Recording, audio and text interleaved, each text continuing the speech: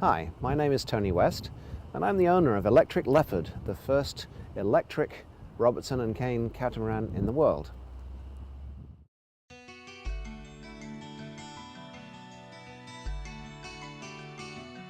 First, by way of introduction, it might help if you know that for the last 20 years or so, I've been an executive in a high-tech Silicon Valley computer company, most recently as one of their chief technology officers. So if you accuse me of being a nerd, I guess you'd be right. And it's this that kind of gave me an interest in the technologies behind recreational sailing.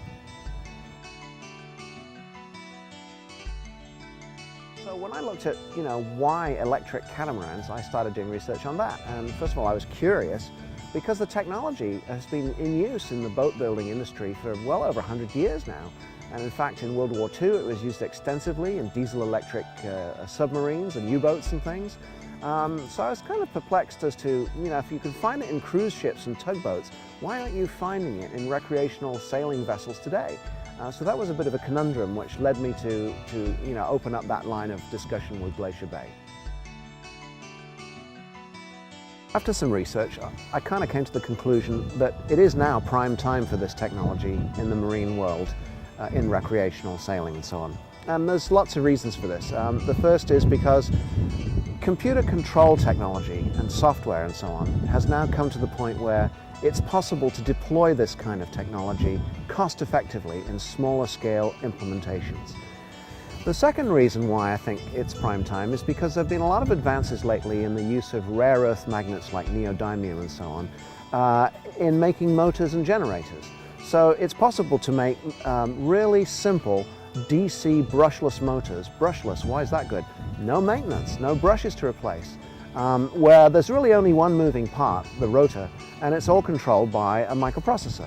So it's a very simple, low cost but high power and very flexible kind of technology, the time of which has come. So when it comes to what do I really like about this boat? I mean, what are the benefits that I, as an owner, see? They are these. First of all, simplicity. There's one generator on this boat, one diesel engine to maintain. It only needs an oil change every 500 hours. That's it. You don't have to maintain the engines. They're electric motors and they've only got one moving part. And everything else is monitored by a computer system that tells you if anything goes wrong or if you have to do anything. I like that kind of solution. Well, the third thing I like is the overall comfort of the result. Because there's abundant power on the boat, we can support air conditioning, heating, hot water, all of these kinds of things, hair dryers. I'm a person of creature comforts and so is my family. And so are many charter people, So the fact that you can do this and yet it all fits on a smaller boat. Previously you could only fit that much hardware on a big boat, like a 47-foot cat or something. Well, now that stuff is all in reach of a smaller platform and feels really good.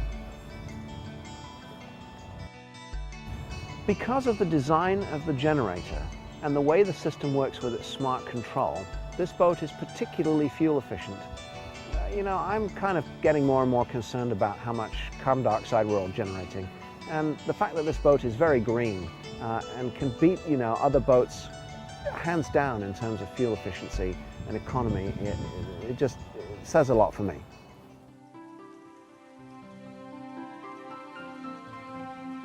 Well, then there's the fact that this boat is particularly eco-friendly.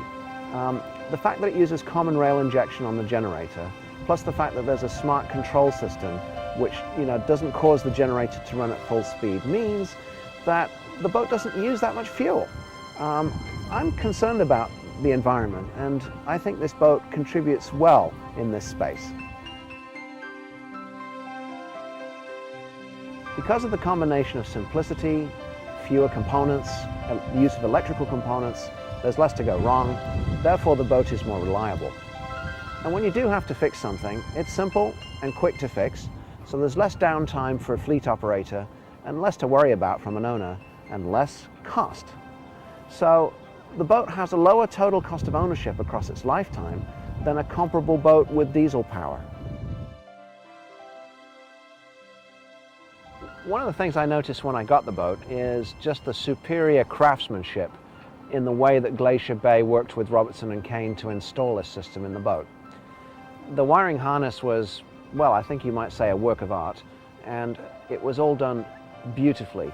There's no kind of loose wires and everything is routed well. So I was very pleased to see just the quality of construction, which, when combined with the simplicity of the overall thing, yields a very attractive result. And that gave me some confidence because, you know, I felt as though some people had done a first-class job on this, and they had.